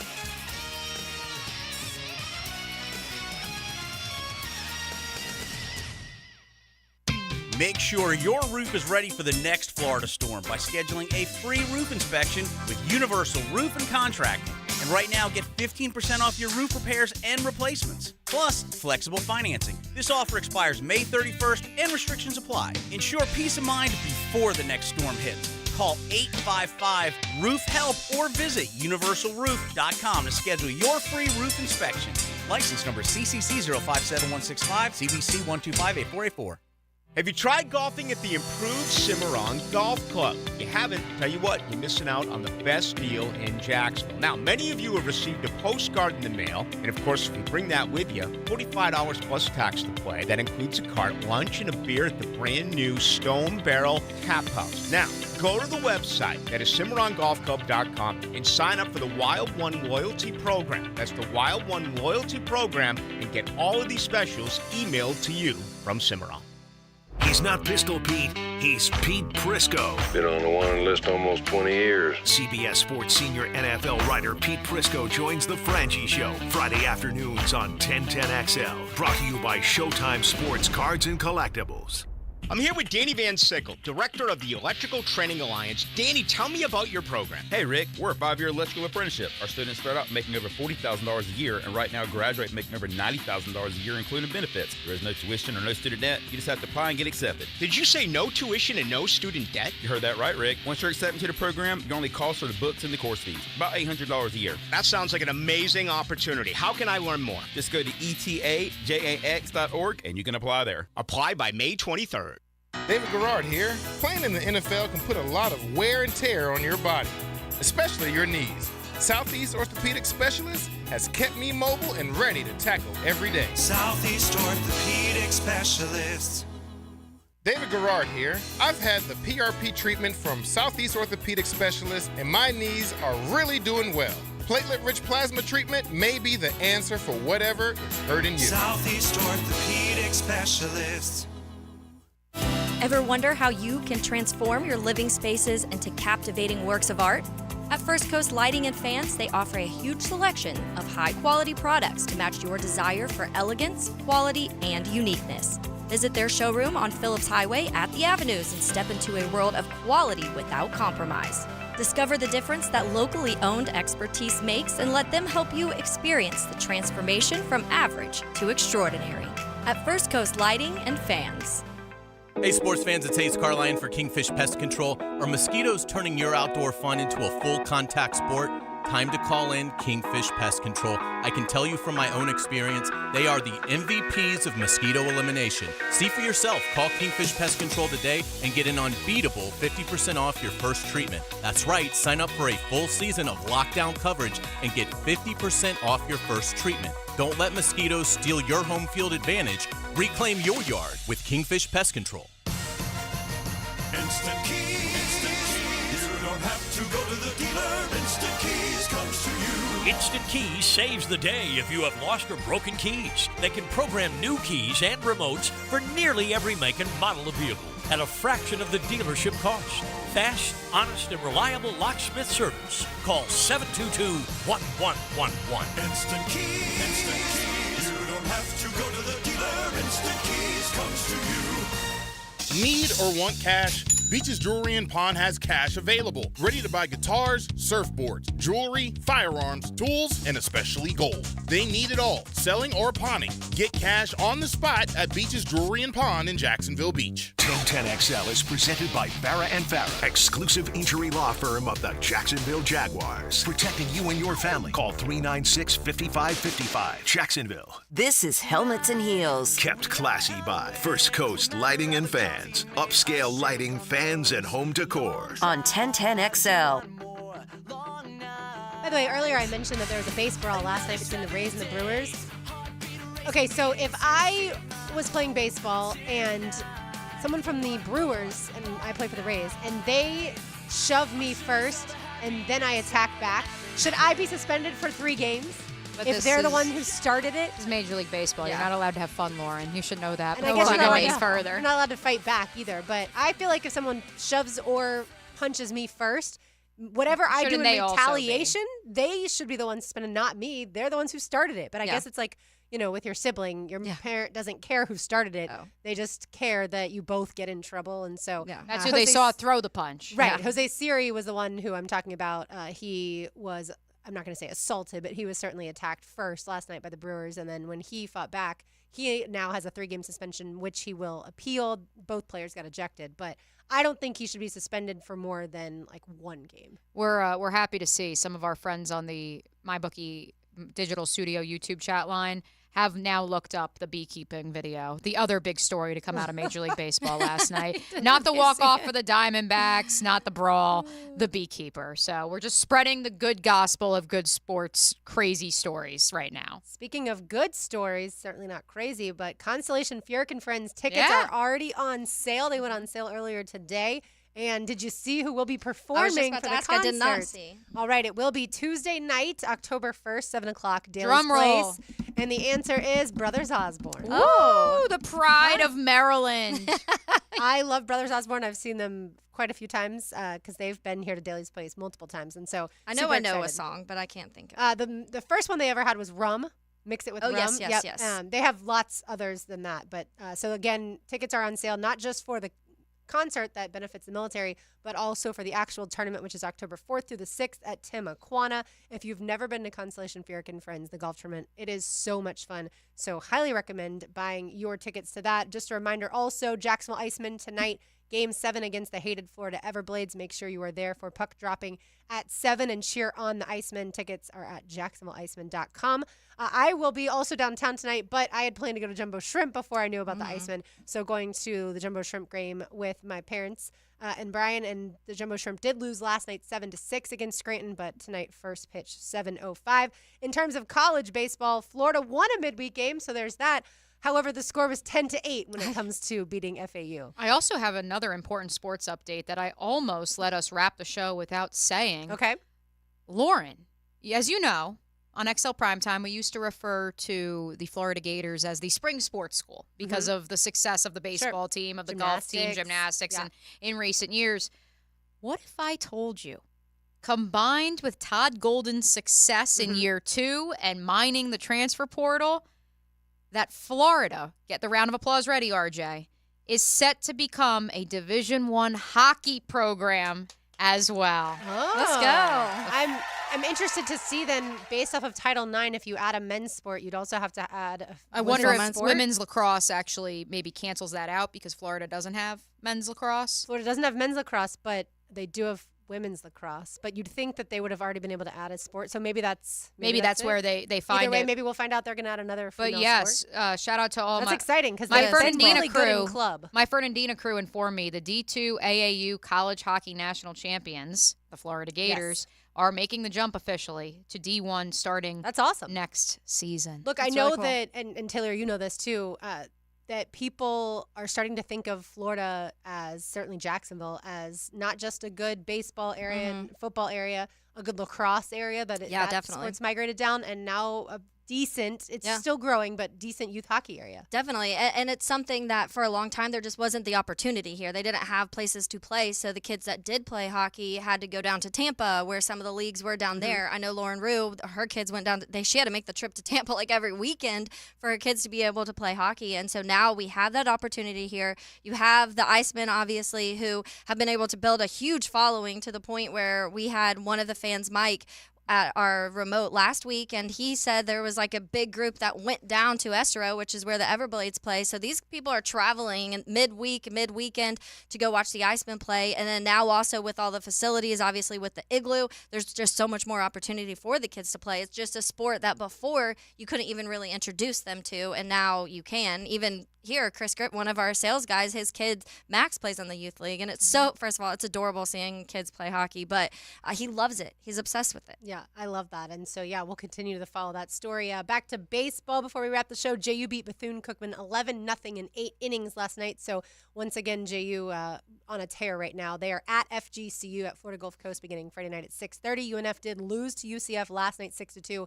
They were tied 2-2 in the 7th, but ended up letting that one get away. UNF is at Kennesaw State Friday night, first pitch 6 o'clock. And when it comes to FSU, that series against 20th ranked North Carolina State begins Friday, first pitch 6 o'clock. And so that is going to wrap the local baseball. Again, get out there and cheer on the Icemen tonight.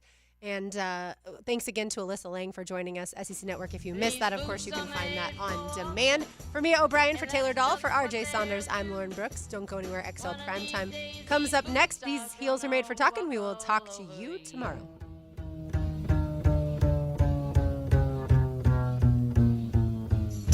Yeah. Mia here for Window Gang.